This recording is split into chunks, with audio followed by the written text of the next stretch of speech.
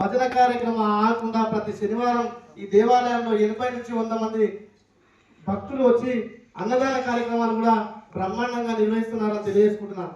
అదేవిధంగా ప్రతి శనివారం ఈ దేవాలయానికి ఎవరో ఒకరు దాతగా అన్నదాన ప్రసాద కార్యక్రమాలు చేస్తున్నటువంటి గ్రామ ప్రజలందరికీ కూడా హృదయపూర్వక ధన్యవాదాలు తెలియజేసుకుంటూ, సార్ మళ్ళీ మీరు గుండం కట్టారు కాబట్టి మళ్ళీ మాదొక చిన్న విన్నపం.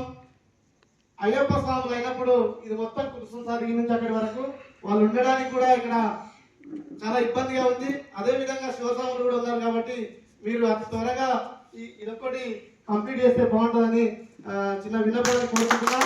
అదేవిధంగా ఇక్కడ ఉండిని దొంగలించారు సార్, ఎవరో మనకు తెలిసినలో తెలియనలో పరాయిలు ఎవరో తెలియదు కానీ దాన్ని దొంగలించే ప్రయత్నం చేశారు. దానికోసమని గ్రామంలో ఉన్నటువంటి పెద్ద మనుషులు ఎవరైనా ఒక 2 సీసీ కెమెరాలు, ఒకటి బయట ఒకటి లోపల ఒకటి పెడితే కూడా అది కూడా బాగుంటుందని కూడా సందర్భంగా తెలియజేసుకుంటున్నాం. అదేవిధంగా ఈ గ్రామానికి